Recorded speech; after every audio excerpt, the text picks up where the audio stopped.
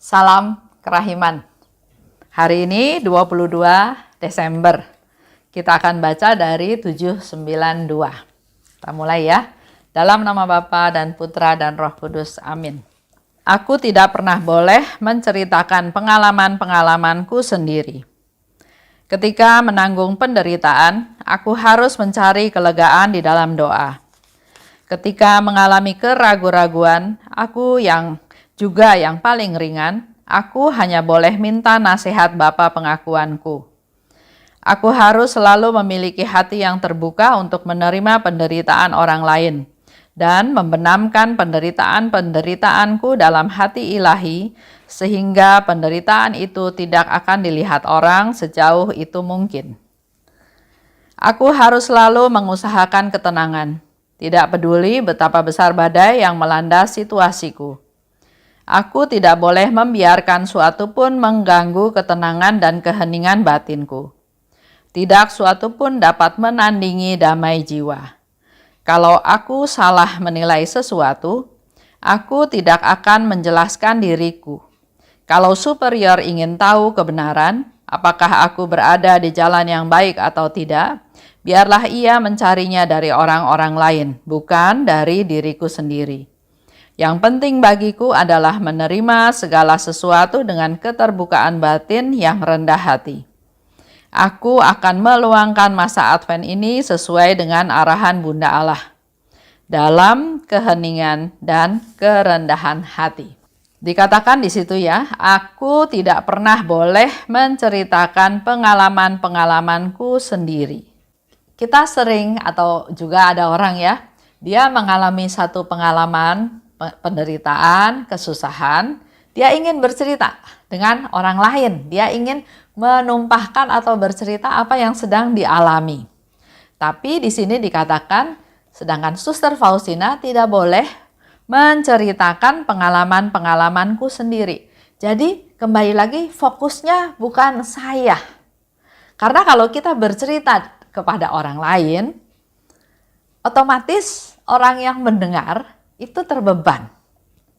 Dalam hal ini, Suster Faustina tidak boleh bercerita karena jangan menjadi beban atau jangan memberi beban kepada orang lain tentang pengalaman-pengalamannya dia. Contoh ya, misalnya ada orang yang yang cerita ke saya ya. Dia bilang dia suami istri. Karena satu hubungan yang kurang baik, akibatnya suaminya pergi, meninggalkan dia sendirian. Karena dia bercerita, otomatis saya jadi terlibat, ya. Jadi ingin tahu kenapa sampai suaminya meninggalkan dia, apa yang dia lakukan. Setelah suaminya pergi meninggalkan dia, apa yang sudah dia usahakan supaya suaminya kembali. Jadi banyak ada tanya jawab otomatis, tapi secara tidak langsung saya terbeban. Saya ikut berpikir, ikut merasakan, ikut berpikir ya, apa yang harus dilakukan atau nasihat apa yang harus saya berikan kepada teman saya itu supaya bisa berbaikan kembali. Minimal saya berdoa buat dia. Untuk supaya dia bisa bertahan dalam kondisinya, situasinya sekarang, supaya dia bisa lebih sabar, supaya dia bisa lebih menerima suaminya apa adanya, supaya dia jangan menuntut. Ya banyak hal ya yang menjadi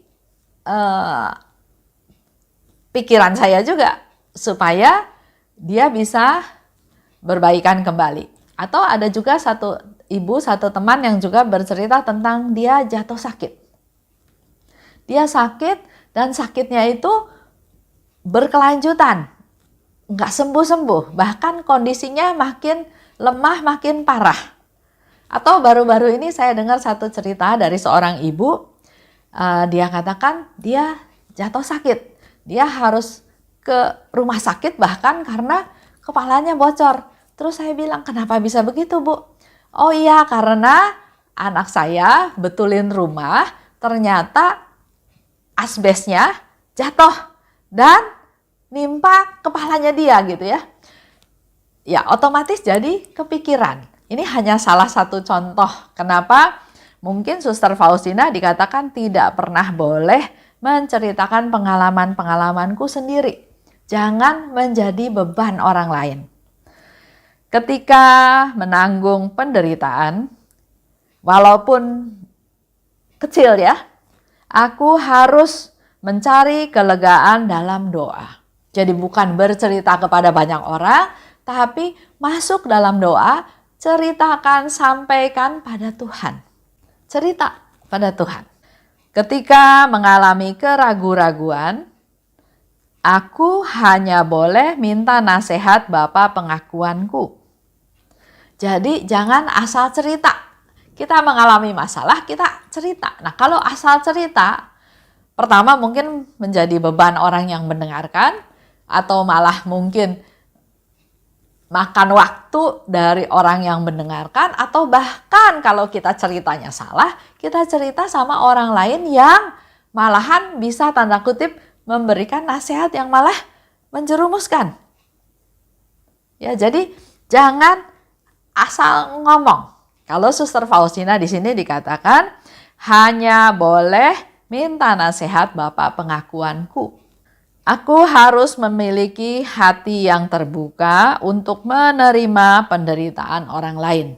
Nah, di sini Suster Faustina katakan bahwa aku harus punya hati yang terbuka untuk mendengarkan, untuk menampung penderitaan orang lain. Memang di satu pihak orang kalau lagi menderita ingin bercerita.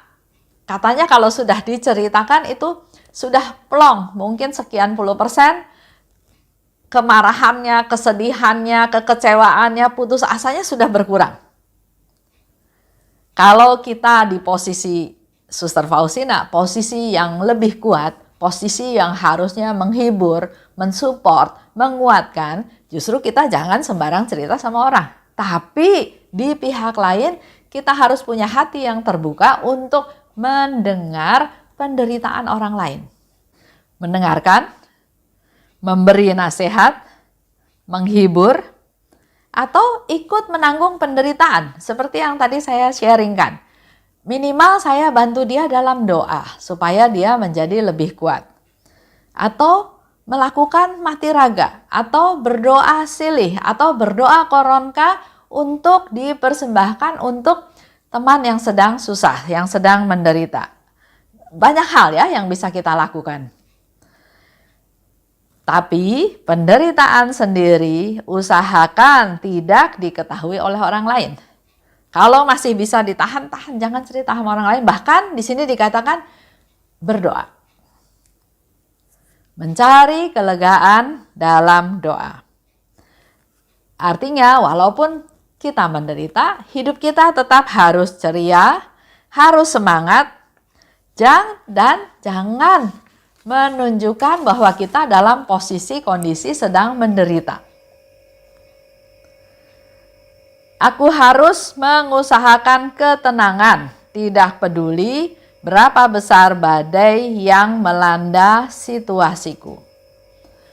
Ini menjadi satu prinsip, satu niat, satu komitmen bahwa saya harus berusaha tetap tenang. Jangan reaktif, jangan gerusak-gerusuk istilahnya ya, tapi tetap harus tenang. Nggak peduli betapa besar badai yang melanda situasiku. Karena ingat firman Tuhan, engkau tidak akan dibiarkan sampai jatuh tergeletak. Jadi kalau kita masih mengalami hal tersebut, pikiran positifnya adalah saya masih lebih kuat. Karena Tuhan tahu kekuatan saya, dan kalau itu masih diizinkan terjadi artinya saya masih kuat. Tidak boleh ada yang mengganggu ketenangan dan keheningan batinku. Dengan menghadapi masalah-masalah, apakah masalah besar atau masalah kecil, reaksi kita bisa berbeda-beda. Bisa reaktif, bisa marah, bisa emosi, dan hal-hal yang lain. Tapi justru di sini Bunda Maria mau mengajar Suster Faustina untuk supaya selalu menjaga, mempertahankan ketenangan dan keheningan batinku. Kalau aku salah menilai sesuatu, aku tidak akan menjelaskan diriku. Kalau superior mau tahu sesuatu, apakah aku benar atau salah, biarlah dia mencari jawabannya dari orang lain. Jadi dalam hal ini, salah satu cara menjaga keheningan, ketenangan itu adalah dengan cara tidak membela diri. Jangan kita digosipin sesuatu atau kita difitnah atau diomongin salah, terus kita nggak terima dan kita membela diri. Cari orangnya, berargumentasi benar atau salah dan seterusnya. Dalam prinsip keheningan dan ketenangan, justru hal itu tidak perlu dilakukan. Biar dia cari tahu sendiri. Yang penting buat kitanya sendiri, buat sayanya sendiri adalah saya melakukan hal yang benar. Kalau sama orang diputar balik menjadi difitnah atau diputar balik direkayasa, ya itu dalam tanda kutip haknya dia, ya. Karena di sini Bunda Maria sedang mengajar Suster Faustina untuk bisa mempertahankan ketenangan dan keheningan. Jadi tidak bela diri, tidak perlu mengklarifikasi. Yang penting bagiku menerima segala sesuatu dengan keterbukaan. Dengan keterbukaan batin yang rendah hati. Aku meluangkan masa Advent ini sesuai dengan arahan Bunda Allah. Kita semua juga sedang dalam masa Advent, ya. Sesuai dengan arahan Bunda Allah, yaitu dalam keheningan dan kerendahan hati. Hal ini boleh menjadi salah satu target kita juga. Dalam masa Advent ini, mari kita belajar dari Bunda Maria untuk mempertahankan keheningan dan kerendahan hati. Kita bisa mencontoh dari Bunda Maria. Dia hening, dia rendah hati. Contoh, banyak contoh di dalam Alkitab. Contoh, Yesus dikatakan oleh orang yang di sana bilang bahwa ibumu mencarimu. Ibumu ada di luar. Yesus bilang, siapa ibuku? Siapa saudaraku? Kalau kita jadi ibunya mungkin, kok anak ini seperti itu jawabnya? Masa dia tanya siapa ibuku, siapa saudaraku? Udah jelas ibunya tahu kan? Tapi hal ini oleh Bunda Maria disimpan dalam hatinya. Hening disimpan dalam hatinya. Contoh lagi yang lain. Waktu umur 12 tahun. Waktu Bunda Maria dan Yusuf pulang, dalam perjalanan pulang, dia baru sadar bahwa Yesus tidak ada dalam rombongan. Otomatis mereka harus balik lagi. Dalam 3 hari mencari Yesus dan Yesus ada di bait Allah. Kalau kita jadi ibunya, pasti reaksinya kan, kenapa nggak ikut pulang? Saya kan khawatir, saya kan nyariin kamu, saya kan sampai 3 hari nggak bisa makan, nggak bisa tidur, ingat kamunya hilang, atau bahkan suami istri bisa saling menyalahkan karena loh, saya pikir ikut kamu, itu kan tugas kamu, dan seterusnya dan seterusnya. Tapi dalam hal ini Bunda Maria tidak bereaksi seperti itu. Dia hening, dia diam, dia simpan semua dalam hatinya. Contoh yang lain, melahirkan Yesus. Yesus masih bayi, tapi malaikat bilang, pergi, bawa ke Mesir. Bunda Maria nggak komplain. Hal yang lain lagi, pertemuan dengan Nabi Simeon, ya. Dikatakan di sana, pedang akan menembus jiwamu. Bunda Maria sebagai ibunya Tuhan yang melahirkan Yesus ke dunia, dikatakan oleh Simeon bahwa pedang akan menembus jiwamu. Berontak, marah, enggak terima, tapi Bunda Maria diam. Bunda Maria tetap dalam keheningan dan rendah hati. Dia enggak memamerkan siapa dia, betapa pentingnya dia ya, tapi dia tetap rendah hati. Dan satu hal yang sering sekali kita selalu ingat tentang Bunda Maria adalah kerendahan hatinya, yaitu aku ini hamba Tuhan. Terjadilah padaku menurut perkataanmu. Padahal Bunda Maria tahu kalau dia menerima hal tersebut akan banyak permasalahan yang harus dia hadapi. Tapi dia semua simpan dalam hatinya, dia nggak komplain, dia tetap tenang.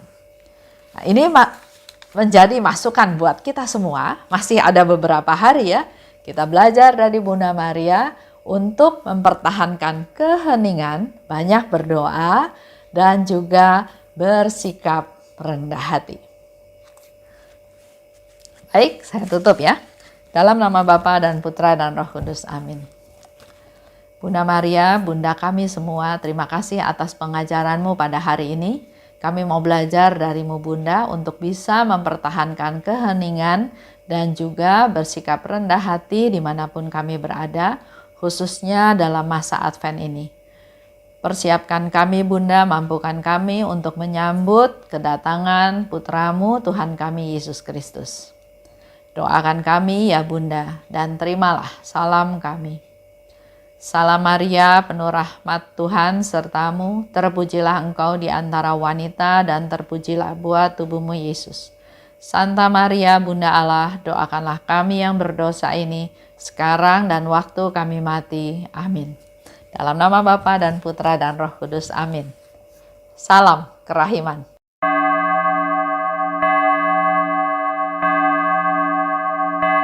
Hatiku